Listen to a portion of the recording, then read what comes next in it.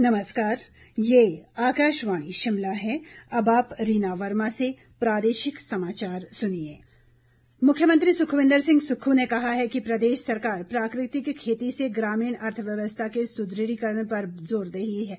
उन्होंने कहा कि सरकार ने किसानों को सशक्त और ग्रामीण अर्थव्यवस्था को मजबूत बनाने के लिए कई योजनाएं शुरू की हैं।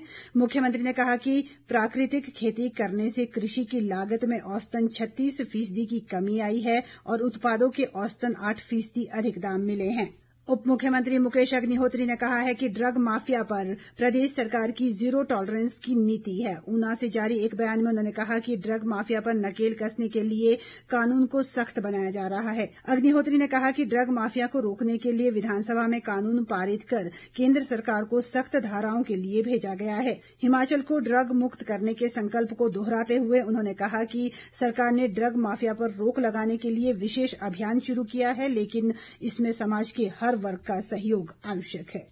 पूर्व केंद्रीय मंत्री व सांसद अनुराग ठाकुर ने कहा है कि हिमाचल प्रदेश की हैंडबॉल टीम ने उत्तराखंड में आयोजित 38वें नेशनल गेम्स में गोल्ड मेडल प्राप्त कर हिमाचल का नाम रोशन किया है।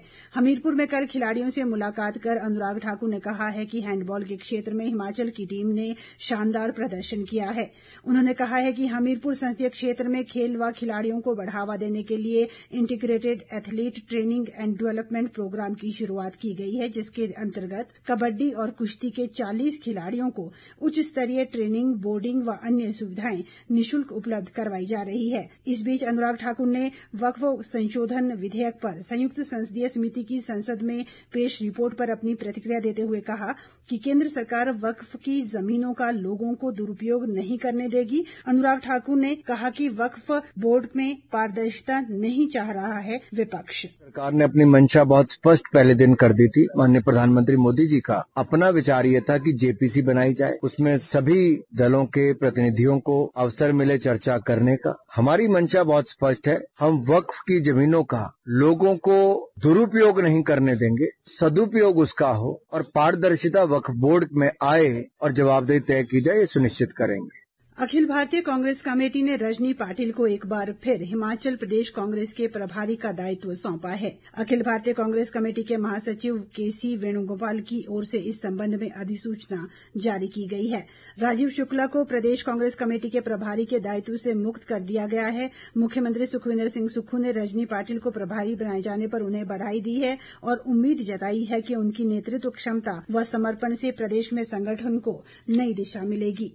लोक निर्माण मंत्री विक्रमादित्य सिंह ने कहा है कि प्रदेश में विभिन्न सड़क योजनाओं को केंद्र सरकार के समक्ष मजबूती से रखा जाएगा ताकि राज्य में सड़क नेटवर्क को सुदृढ़ किया जा सके। कल शिमला में एक पत्रकार वार्ता में उन्होंने कहा कि केंद्र सरकार से विभाग की विभिन्न योजनाओं की मंजूरी के लिए प्रयास किए जा रहे हैं, जिनमें से अधिकतर प्रोजेक्ट जल्द मंजूर होने की संभावना है। PMJSY 4 का खाका लगभग पूरा तैयार हो चुका है। इससे हमको 800 किलोमीटर से करीबन 1200 किलोमीटर सड़कें हिमाचल में पक्का करने के लिए PMJSY से बजट मिलेगा। केंद्र सरकार से ये निवेदन कर रहे हैं कि हमारा ढली से लेकर पहले चरण में रामपुर तक की इसको 4 लेन के अंतर्गत लाया जाए। उसका एक प्रपोजल आदरणीय मुख्यमंत्री जी की ओर से अगले कुछ दिन के अंदर केंद्रीय मंत्री जी को भेज दिया जाएगा कि हमारा जो भूभू जो टनल है ये भी बहुत महत्वपूर्ण है। इसकी स्वीकृति हमें केंद्र सरकार से मिलेगी। जलोड़ी जो टनल मार्च के एंड में या अप्रैल में जो है इसकी DPR बनकर तैयार हो जाएगी।